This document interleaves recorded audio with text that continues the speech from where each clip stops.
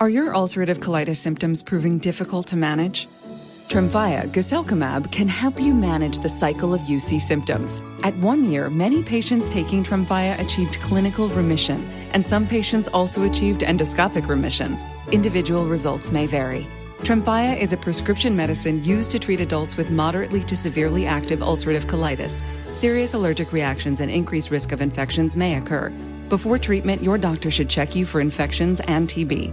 Tell your doctor if you have an infection, flu-like symptoms, or if you need a vaccine. Ask your doctor if Tremfya can help you manage the cycle of UC symptoms. Call 1-800-526-7736 to learn more, or visit tremfyaradio.com. Craftsman Days are here at Lowe's with big savings on the tools you need.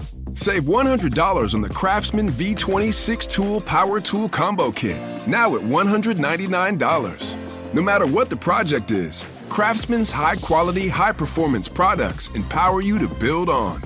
Stop by your nearest Lowe's store and check out the full line of Craftsman tools today. Valid through 6/18 while supplies last. Selection varies by location.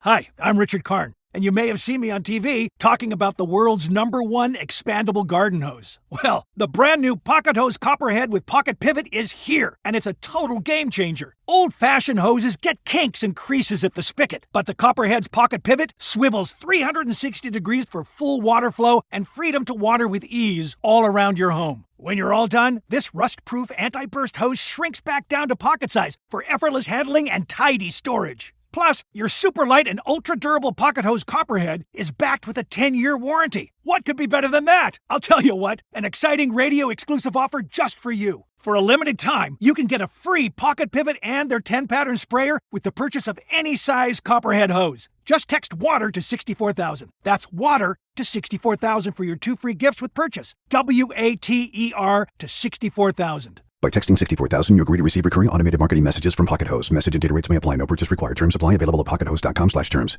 With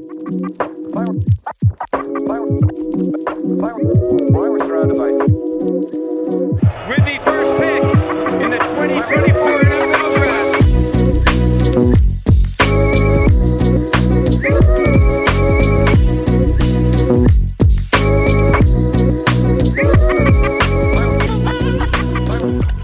Welcome back into another episode of the Daft on Draft podcast. I'm your co-host, Corey Kinnon, alongside Dalton Miller. Today, we are going to dive back into another edition of Daft or Draft. So we crowdsourced our Discord channels. Again, if you want access to my Discord channel, just become a free subscriber to the Substack. Don't need to be paid. Just be a free subscriber to the Substack. There are some locked channels that you won't see, but and you can participate in this kind of stuff. But so we crowdsourced. We got 3 good ones, and we're going to have 1 fun one like we did last time as well. So we're going to dive right into that. But before we do, Dalton, welcome back in. Happy 6:21 a.m. 5:21. 5:21 a.m. Oh, geez. Yeah, that's real early. And it's 12:21 a.m. for me here. So, yeah, welcome back in. Happy to be here as always. I got my coffee in the morning here. I had a cup of decaf earlier. I'm drinking my water. I'm going to get ready for the gym right after this. We are going to have a day. I've been up since 3:30. My son is having a little bit of a rough time, but that's okay. We're just going to get right into this after draft episode because I'm really excited about it. And like I said, I really need to start getting ready for the gym here soon. So let's go. All right. Well, let's dive right in then. So again, how this works, we pitch 3 hot takes and we say whether or not we're dafting it, selling it, or drafting it, buying it. So first one, Dalton, let's talk about some Notre Dame wide receivers. Yeah, and I want to bring up, we're also going to do that fun one. We're going to do the fun one third because the actual fun one is 4th, in my opinion, like okay. the most fun one. And I want people to stay around for that 4th one, but they're going to have to get through the food talk. And this food talk is going to be hot. Yeah, so I need y'all to know that. But let's get to the first one here. Yeah, let's get in. Daft or draft? Virginia transfer Malachi Fields is the better Notre Dame wide receiver NFL draft prospect. So I watched both of these guys yesterday as we are doing our series on the teams, and Notre Dame was number 2 to end the year. And no, I'm going to daft this. I'm going to daft this hard. And honestly, it's not that I don't like Malachi Fields because I actually do like Malachi Fields. What he reminds me of is a less juicy version of Trey Harris. He's got more length than Trey Harris. I really like a lot of what he does, and I actually think that he's a pretty decent route runner overall. My problem is he reminds me of the wide receiver from North Carolina State who was bigger.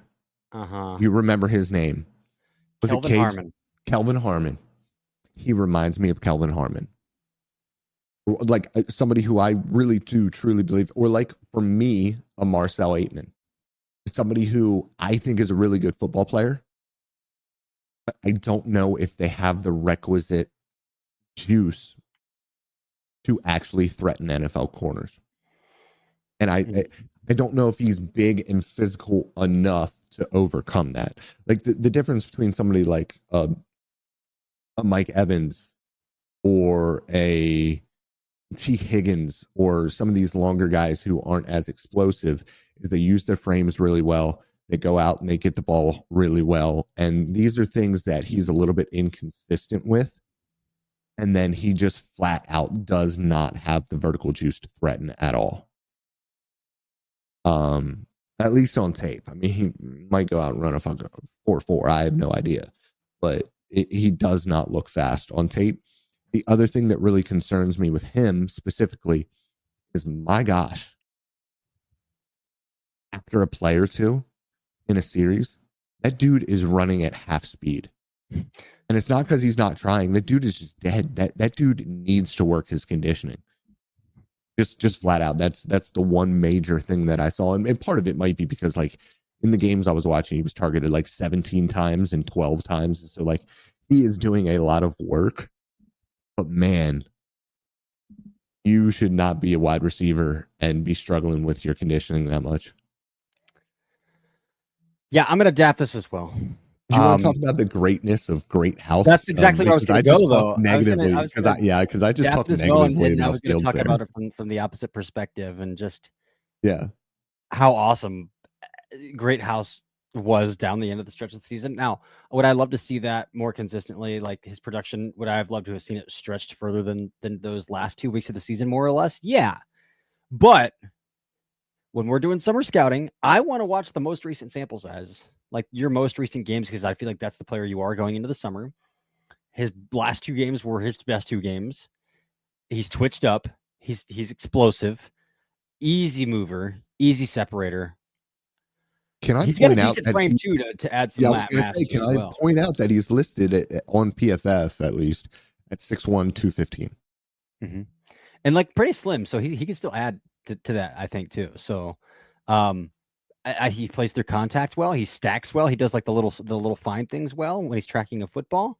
Like Jaden Greathouse, of all the receivers I've watched, is my favorite so far. And granted, I haven't watched that many wide receivers, but we have talked about Carnell Tate now, and we've talked about Jaden Greathouse. And for me, Greathouse is better than Carnell Tate on tape. And I don't think it's particularly close based on what I watched. Yes. Greathouse awesome. Greathouse is awesome. That post catch against Ohio State was nuts. Mm-hmm. Nuts. The contact balance to the vision to the wiggle. I texted you wiggle, wiggle, wiggle. Yep. Sure did. To me, and I wrote this down in my notes, I just wrote down supercharged Xavier Restrepo as a wide receiver. Somebody who I truly believe right now in the NFL level, he could be a chain mover. Like a Cole Beasley type third down chain mover. Mm-hmm. Because he has that. He has more physicality than Cole Beasley does. And ever would be, just because of the size and physical difference between the two. But he is so smooth and he gears down perfectly. He is a really manipulative at the top of his routes.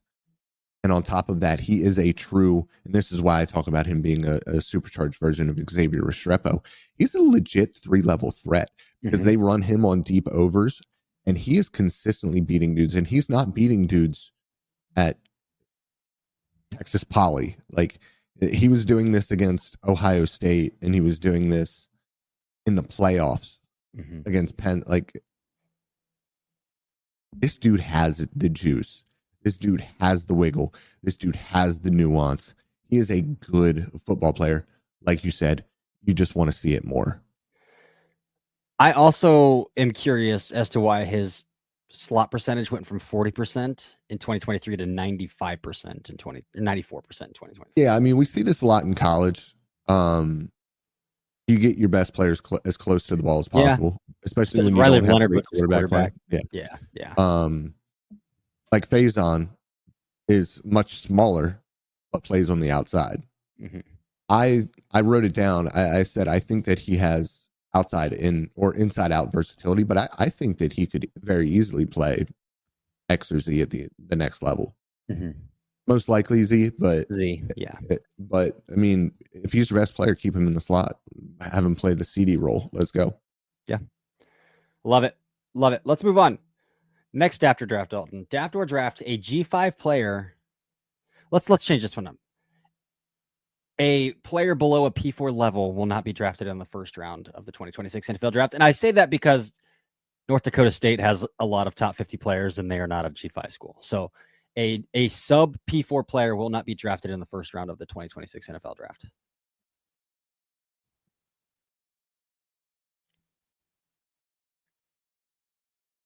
Draft. I'm going to draft it. Mm-hmm. I think with the transfer rules now at this point, a lot of guys are getting poached to bigger schools for very good reason. And I just think that that's going to continue at this point. The days of the Ashton Jankeys and Quinyon Mitchells, like, they're going to go at some point. Those dudes, for the most part, are going to get snatched up and paid at the college level by, even if they want to stay where they're at, even if they love it. $2 million is life-changing money. Is life-changing money. Immediate security. Yeah. Yeah. For at least for a little while. Yeah. And so, yeah, I will draft this because when you look at the current landscape, and obviously we will get like breakout guys, but yeah, I'm gonna draft this. I think so too. Go through the history if you have the history. Yeah. So 2025, there were two drafted this past year. Ashton Jeanty, G4 player, Boise State, and Gray Zabel, FCS player, North Dakota State. 2024, what did I say? There was one. Quinyon Mitchell. 2023, there were none. The earliest sub P4 player drafted was 48th overall, and it was Cody Mauch to the Tampa Bay Buccaneers. It's tough to say yes to this, so I'm going to draft it too. I mean, early big boards are sometimes an indication, sometimes not, right? But like, yeah, I cannot name off the top of my head a G5 or FCS player that like people are like, yeah, you need to get on this guy. Yeah. Because they're all at P4 schools. Isaiah World, sure. He's at Oregon. You know, like, yeah, it's just going to keep happening. So yeah, yep. I'm going to draft this too. Yeah. I would like to just bring up, not as a round one player, but as a player that I love and adore. And I had somebody ask for a cut up of him. But he's got an elite name and he is an absolute missile against the run, is Buffalo linebacker Red Murdoch. You guys go and just watch him against the run. You would think that he's Ray Lewis. It is incredible to watch. I don't think he's a good enough athlete to like command like high draft, but he is one of those dudes like not even like a Josie Jewell, because I think he's more athletic than Josie Jewell. But like, dude is just a built linebacker, just like an old school wiggle around linebacker around the line of scrimmage, like a David Long in the NFL type of role. Oh, I loved cutting him up. It was so much fun. Isn't anything to scoff at either. No, he's big. Yeah, he's big. He's got good size. Yeah. But yeah, I just wanted to bring that up. All right, let's get to the food, baby. Craftsman Days are here at Lowe's with big savings on the tools you need. Right now, get a free select tool when you buy the Craftsman V22 pack battery kit. Whether it's the backyard, the bathroom, or beyond, Craftsman has the tools to help you power through and get the project done right. Because DIYing is unpredictable, but your tools shouldn't be. Shop Craftsman at Lowe's today. Valid through 6/18 while supplies last. Selection varies by location. Hi, I'm Richard Karn, and you may have seen me on TV talking about the world's #1 expandable garden hose. Well, the brand new Pocket Hose Copperhead with Pocket Pivot is here, and it's a total game changer. Old-fashioned hoses get kinks and creases at the spigot, but the Copperhead's Pocket Pivot swivels 360 degrees for full water flow and freedom to water with ease all around your home. When you're all done, this rust-proof anti-burst hose shrinks back down to pocket size for effortless handling and tidy storage. Plus, your super light and ultra-durable Pocket Hose Copperhead is backed with a 10-year warranty. What could be better than that? I'll tell you what, an exciting radio-exclusive offer just for you. For a limited time, you can get a free Pocket Pivot and their 10-pattern sprayer with the purchase of any size Copperhead hose. Just text WATER to 64,000. That's WATER to 64,000 for your 2 free gifts with purchase. WATER to 64,000. By texting 64,000, you agree to receive recurring automated marketing messages from Pocket Hose. Message and data rates may apply. No purchase required. Terms apply. Available at pockethose.com/terms. Yeah. So here's our fun one here, our food question. Daft or draft? Daft or draft. Chick-fil-A is not the king of chicken in the fast food industry. Draft. Yeah. I'm drafting Pretty this. easily. Yeah. Listen, Chick-fil-A is fantastic. For sure. The feeling that you get going to Chick-fil-A, the service that you get going to Chick-fil-A doesn't feel like fast food. You look at that line and it is around the corner and you are out of that line in 5 minutes. They are so efficient. However, that's not the environment that I go to fast food for. And the spicy chicken sandwich is not as good as Popeye's spicy chicken sandwich is. Just flat out. Popeye's is better, especially if you're going to a Popeye's in the South. Additionally, if you are looking to be more macro friendly, if you are trying to be a muscle builder, the blackened chicken tenders are an absolute cheat code at Popeye's. They are 170 calories for 3 of them and 26 grams of protein for 3 of them. They're 43 grams of protein for 5 of them. And if you get them 280 calories, 43 grams of protein, and you get the mashed potatoes with it without the gravy, it is like 350 calories for chicken and mashed freaking potatoes. So if you are on the go and you are looking for a place to stop and you're trying to be healthy, F McDonald's, F all of these places, go to Popeyes and get the chicken tenders. Or I'm going to give you a wild card here. Taco Bell's chicken nuggets. Yes. They are insane. And 70 grams of protein for a 10-piece. 70 grams of protein for a 10-piece. They are actually good. And Yes. at that point, if you want a little bit of sauce to go with it, the reason why I go with the Popeyes version is, first of all, because I love and enjoy the environment of Popeyes. But on top of that, you get the mashed potatoes with it as well. And so for me, I really do like to balance out my meals with a little bit of protein and carbohydrates. I don't usually eat just protein meals, but like if you're just like on the go and you want to go quick and there's not a Popeyes around, there probably is a Taco Bell around. So Taco Bell for me would be number 2. What I will say again is Chick-fil-A is still very, very high quality. We can keep the rest of what Chick-fil-A is outside of the food, outside of this conversation. Yeah. So we're not even talking about that. If you love them because of who they are, good for you. If you don't like them because of who they are, good for you. Objectively, the food is fantastic, but I prefer Popeyes. I do too. And I prefer Popeyes because of what I loved to eat there when I was 215 pounds. 210 pounds, whatever I was, and the fried chicken is so stinking good, man. The biscuits are so stinking good. But now that I am back down to 185 pounds, I still prefer Popeyes.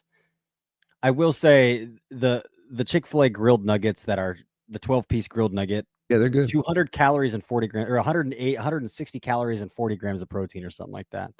180 calories. Something. It's pretty. Are they really? Hold on. Let me look this up. Yeah. A grilled nugget, 12 piece. And then the thing to do with that as well, if you have a little extra calories in your budget, is to get the Kale Crunch salad, throw out the almonds, and then break up those 12-piece nuggets, throw them in that Kale Crunch salad with a packet of honey. A 12-piece is 38 grams of protein and 200 calories. Yeah. Break them up, put them in the Kale Crunch salad with a packet of honey, shake it up. You got yourself a nice little chicken salad. Actually, that's a really good idea. It's pretty good. Here's what I appreciate about Chick-fil-A is that when I can splurge a little bit on my caloric budget, the frosted coffee, which is just like their soft serve ice cream, like, and coffee mixed into a drink, is only like 250 calories. So it's like you can get a nice little treat without breaking it. Or the kids' meal, you can get a dream cup, like the little cup of ice cream, instead of a toy. And their toys are like worthless, especially when you have a 3-year-old and an 18-month-old. Like, what good does a toy do for them from a fast food restaurant? And I would take those dream cups around like 180 calories, I think, and then take some PB Fit, mix it with like Fairlife chocolate PB Fit. Mix it with like some Fairlife chocolate and make a chocolate peanut butter drizzle on top of that bad boy. And so I would do that too for like 240 peanut butter calories. powder. Peanut butter powder is such a freaking cheat code. Once you figure out the water to peanut butter powder ratio, it's 1-to-1 for thick. That's it. It's 1-to-1 for thick, and that is it. A lot of people overdo it, and it gets a little bit too runny. If you want to drizzle, like 1 to 1.5. Yeah. 1 to 1.5. I mix mine with whey as well, so I'll do peanut butter whey and put it on a sandwich, so it's like a chocolate peanut butter sandwich. Oh, it's so good. And I can put a little bit of chocolate syrup or a little bit of fruit smash. Anyways, we're getting off topic here. Popeyes is better. Chick-fil-A is great for good. cutting. For cutting, Chick-fil-A is like Jersey Mike's and Chick-fil-A were the two that I would were my go-tos for cutting. Jersey Mike's, Chick-fil-A. Jersey Mike's is good. Yeah, because you can get bowls. You don't need the bread; just get them in a bowl. Yeah. And then you're good to go. I love the bread too, but I know I'm a carb king. But let's move on to the last one. All right, last Daft or Draft here. Daft or Draft, Dalton. Kaytron Allen, not Nick Singleton, is the better Penn State running back. Daft. It's Daft. And this came because college football. Well, there were a couple of running back rankings. Listen, if you want to talk about like from a pure production standpoint, I haven't looked at their numbers, but I actually do assume that Kaytron Allen might have been more productive than Nick Singleton at Penn State last year. If we're talking about NFL draft prospects, it's not even freaking close. It's not even close. Nick Singleton is the better of the two from an NFL draft perspective. And that's where we're looking at this from. I actually think that Kaytron Allen is a fantastic college football player. But at the end of the day, he's going to run like 4.65. On a good day, like a great day. And so like the juice is just not there with Kaytron Allen. And it is with Nick Singleton. And he is also a fantastic pass protector. And he is also a phenomenal pass catcher. Those dudes are a great 1-2 tandem for Penn State. But at the end of the day, the Singleton is far and away the better NFL draft prospect. Oh, yeah. People were concerned about Blake Corum's long speed, and Blake Corum ran a 4.53. Kaytron Allen's... if he runs a 4.69, good for you, man. Like that. I think people were wondering about Blake Corum's speed at the end of the year just because he had a million injuries. Because he was playing through like 75 injuries and broken noses, and that dude was a warrior. So I think that's why people were worried. He just needed to get healthy so he could run. Kaytron Allen's legitimately just not fast. No, and he can't catch a football out of the back. I mean, he can't, like, you don't target him out of the backfield. You don't look to like get him touches out of the backfield. He's a guy who wears you, like, who you want to like bring in to wear down a defense, right? Mm-hmm. But that only goes He's so the far. thunder to somebody else's lightning. Yeah. But thunder guys at the NFL level run 4.55s. Like, so I won't be shocked if Kaytron Allen doesn't get drafted by next April. Like, and Nick Singleton is probably going to go. I mean, Caleb Johnson went top 85, and I thought he was a top 30 player. So he wasn't as complete at Iowa. That's fair. He was an outside zone, but he was way more productive. So like you gotta. But Singleton's got it all, man. He can catch passes. He pass protects like a goddamn king. And he was a 5-star. Explosive. He's twitchy. So like, I mean, to me, it's not close between the two running backs. I agree. Not even close. And Nick Singleton probably should go top 50 next year. I don't disagree with you at all. So that's kind of what we're sitting with, kind of what we're talking about. But Dalton, that's our 4 Dafter drafts right there. I love it. In and out. Off to the gym for you. Yeah. I mean, I got to eat the pre-workout and do all that. Pre-workout meal and get my pre-workout motivation. And then, get ready for this push day, baby. Love it. All right. Well, until next week, where we start diving into some Notre Dame players, this has been another solid week of the Daft on Draft podcast. Keep tuning in. Keep doing what you got to do. Again, if you want access to my Discord channel, just be a free subscriber to my Substack. That's all I'm asking. Just a free sub. And if you want access to my Discord channel, the fitness and nutrition channel is blowing up right now. Let's continue to keep that going. But listen, I want to talk NFL draft on mine as well. And we have an NFL draft channel and we have a couple people talking in there, but we need more people talking in there as well. And so do that. Join the Patreon, get your all 22, get your fitness. Let's grow together. I love it. That's it. We'll see you next week.